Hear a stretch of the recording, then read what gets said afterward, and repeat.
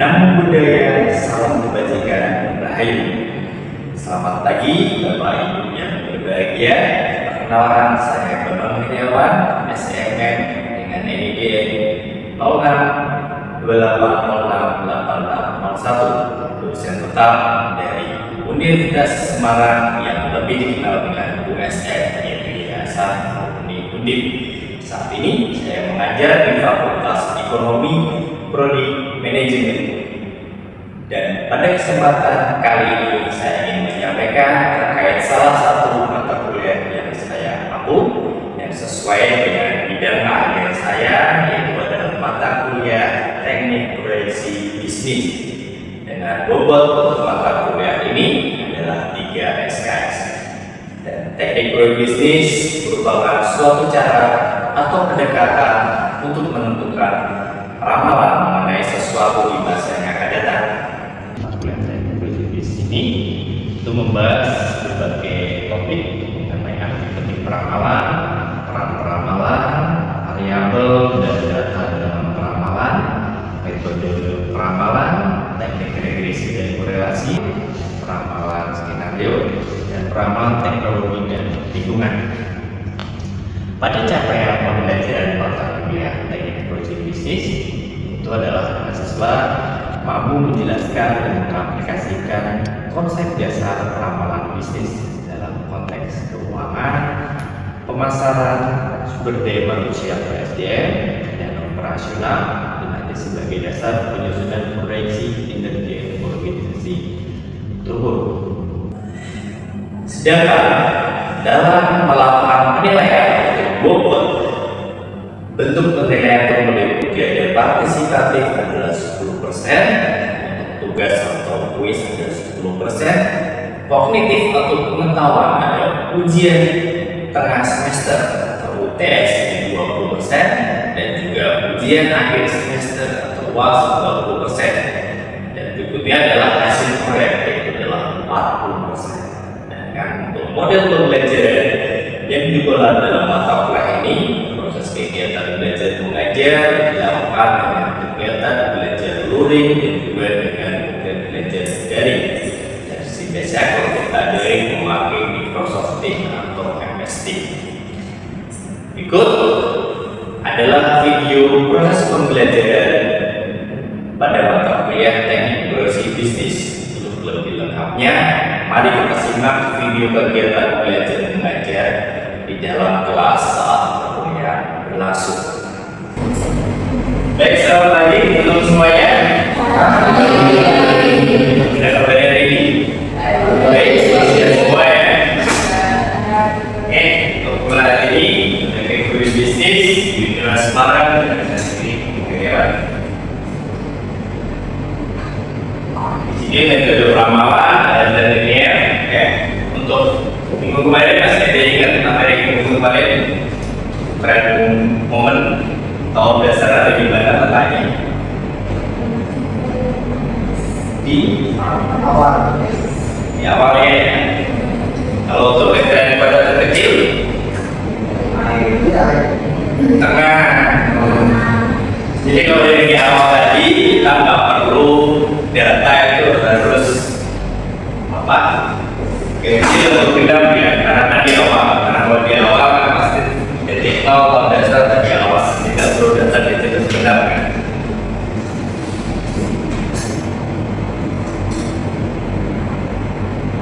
Oke, itu tes setengah rata-rata, itu adalah metode tes average dapat untuk keperluan ramalan dengan bentuk suatu persamaan lainnya analisis regresi. Jadi analisis regresi itu untuk peramalan di masa yang akan datang ya. Jadi peramalan datang ada hasil dari analisis regresi itu berguna untuk manajernya untuk penyesuaian ataupun itunya untuk di masa depan di perusahaan tersebut. Strategi perusahaannya kita. Nah, untuk menentukan tren yang menjadi secara rata, jadi data yang ada kita bagi di dua kelompok dengan masing-masing kelompok 1 dan kelompok 2 dengan jumlah yang sama. Dan nanti kita tahun dasar ada di tengah-tengah kelompok 1 dan bersama kayak metode buatan terkecil ya. pertama jadi dasar data titik nolnya, nol dasarnya. Dan untuk jumlah nilai di X pada kelompok 1 itu harus datanya 0. Itulah bentuknya pada masing-masing kelompok kita cari nilai X-nya, kita cari semi totalnya dan semi average-nya.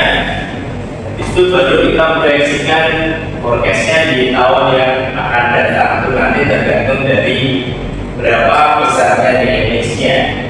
Tadi dari nilai X tahun dasarnya kita harus di tengah kelompok 1. Dari sini, jadi mengerti?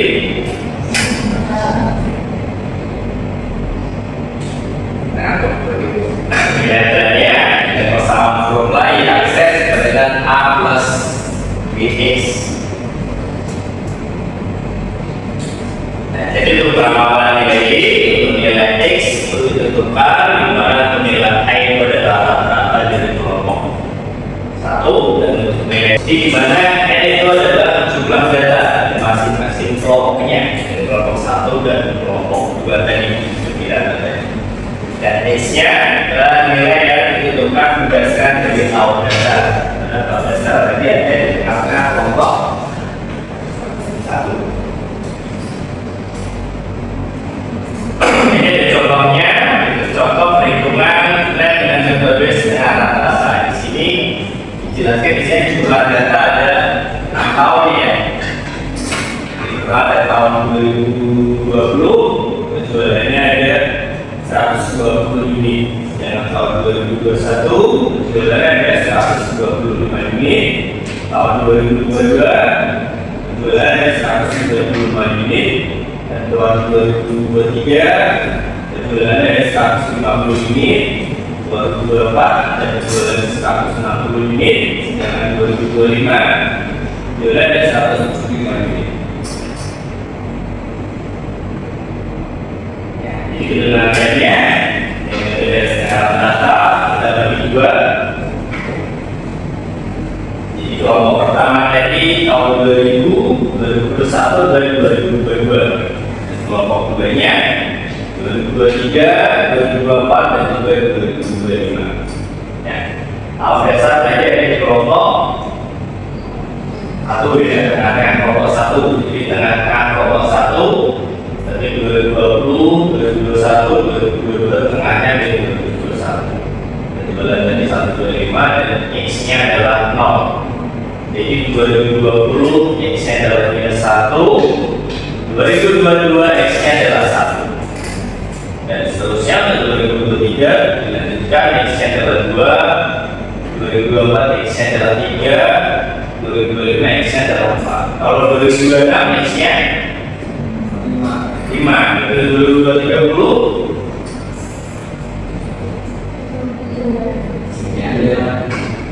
Oke, sekarang untuk semi total yaitu dari 2020 ada 120, 2021 ada 125 dan 2022 ada 135. Kita semi totalkan adalah 180, dari 120 tambah 125 tambah 135. Pulang kira-kira 80. Dengan untuk semi average-nya dari semi total dari 80 kita bagi dengan N-nya.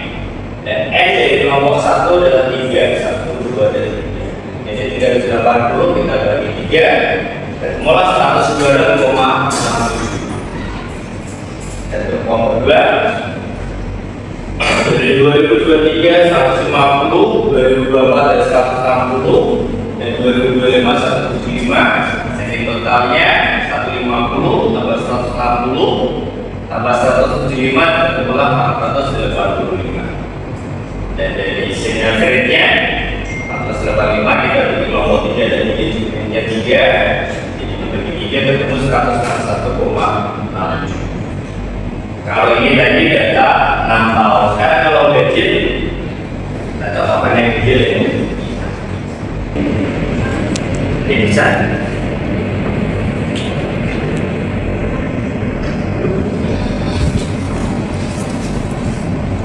B bisa tinggal dibagi 2 rata. Terus mas bagus pun nih Jadi kalau ini tadi ada 6, kita bagi rata berarti 3. Sekarang kalau ini ada berapa? 7 bagi 2 berarti 3 setengah. Ini setengah ini. Betul. Jadi kalau ini setengahnya berarti kita masukin dia ikut ke atas juga ikut kelompok bawahnya. Jadi sini 2. Jadi yang satu di atas, satu di bawah. 2020, 2021, 2022, 2023, dan 2023 dan 24, 2025, 2026.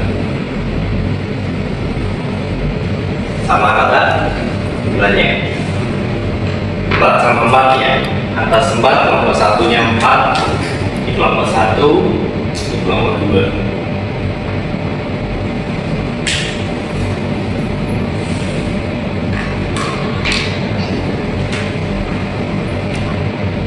Jadi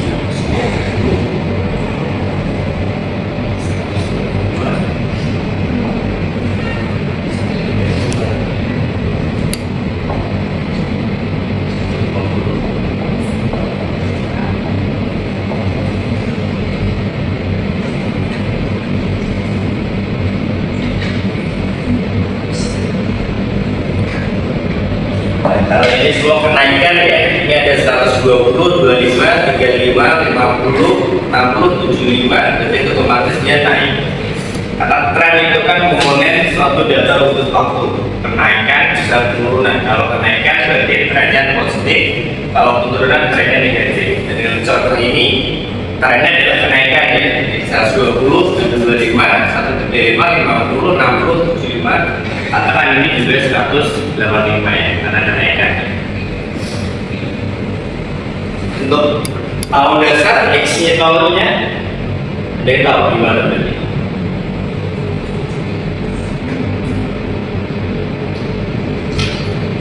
Tadi di tengah-tengah kelompok 1 ini. Tahun dasar ada pada tengah-tengah kelompok 1 dan jumlah nilai X pada kelompok 1. Berarti nilai X nya di mana? Di X.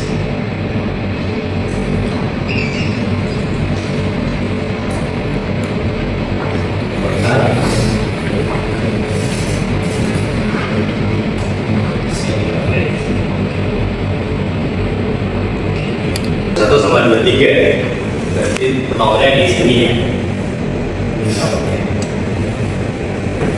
Ketika nolnya di tengah-tengah tahun 2021 dan 2022, berarti di sini kita minus 1, di sini kita 1. Dan untuk naik ke atasnya dan turun ke bawahnya kita interval 2. Jadi dari minus 1 ini minus 3. Pantas kalau di sini 1, ini ini 7, 11, ini bisa dipahami ya teman-teman ya untuk materi sebelumnya. Nah, semi total dari ini 120 sama ini semi total di sini. Dan kita bagi R ini ada 4. Ini bagian ini apa? Ini ketemu semi total dan semi referensi.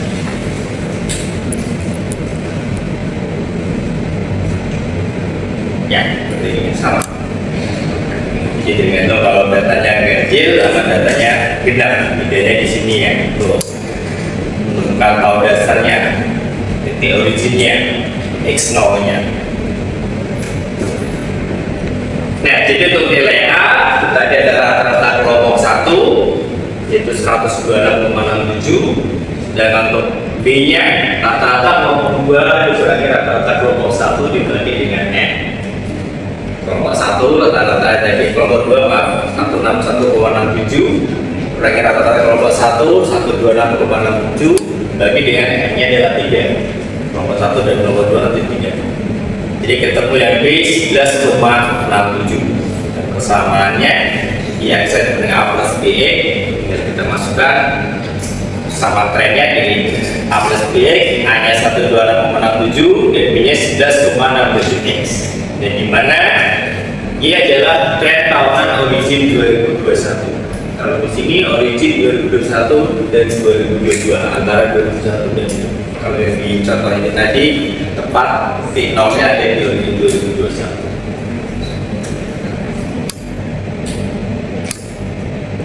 Nah, tadi kalau kita mencari tren untuk 2026, berarti X-nya adalah 5 seperti tadi.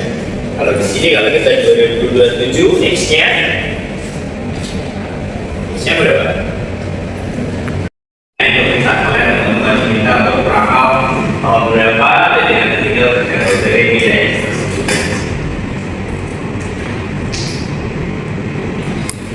Kalau 2026, X-nya adalah 5.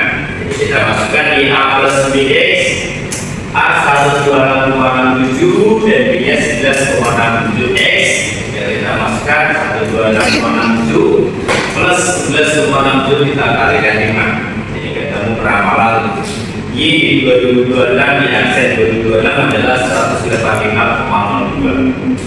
Maka ini tadi adalah tren tahunan dengan origin tahun 2020. Nah, kemudian untuk menggambarkan garis tren, kita juga perlu menghitung dari nilai tren tahun 2020 sampai tren tahun 2026. Caranya dengan di aksen A plus BX, A tadi ada 126,67, B nya ada 11,67, dan di tahun 2021 X nya adalah 115. Ada 1, ini 126,67 plus 11,67 kita kalikan X-nya 1, kemudian G 2022 adalah 138,34. Juga di tahun 2023 A 196,67, B nya 11,67 dengan X-nya adalah 2, jadi ketemu di 2023 adalah 150,01. Dan di 2025 X-nya adalah 4, jadi 102,67 plus B-nya 11,67 dan sekalian X-nya 4, jadi ketemu 173,35. Dan di 2026 A 102,67 dan nilai B-nya 11,67 dan X-nya adalah 5, jadi ketemu di 2012 195,02. Jadi kalau digambarkan garis trennya dari sini unit di tahun tadi 2020 adalah 119, 2021 adalah 102,67, 2022 134,34, dan 2023 150,01, dan 2024 ada 101,68, dan 2025 ada 103,35, dan 2026 adalah 185,02. Pada titik-titik ini tadi kita tarik garis lurus, ini tadi dinamakan dengan garis trennya. Kelebihannya, jadi dalam kekurangannya, dalam perhitungannya yang merupakan nilai rata-rata, jadi seandainya dalam satu ataupun kedua bagian terjadi hal-hal yang mempengaruhi data dalam tahun bersangkutan, maka akan terlihat pertemuannya pada nilai rata-ratanya. Kelebihannya, hitungannya tidak sukar, tidak menggambarkan garis tren lebih objektif dibandingkan dengan metode sebelumnya. Tapi di sini, kalau boleh ditanyakan, belum. Jadi tadi metode ini kita bagi dua kelompok, jadi masing-masing kelompok dengan data masing-masing sama ya. Setelah itu kita tentukan nilai X-nya, jadi kita dengan kelompok 1, dan di kelompok 1 X-nya nilai X-nya harus 0, dan nanti di tiap kelompok kita cari X-nya, semi total, semi average, setelah itu baru kita proyeksikan. Dan peramalan ini berguna bagi perusahaan, buat manajer, dan nanti buat menentukan dia untuk pengawasan kerja, koordinasi kerja, untuk pengawasan tentunya kepada tujuan dan respons perusahaan. Oke, sampai di sini. Terima kasih teman-teman semuanya. Sampai jumpa di pekan depan. Selamat pagi.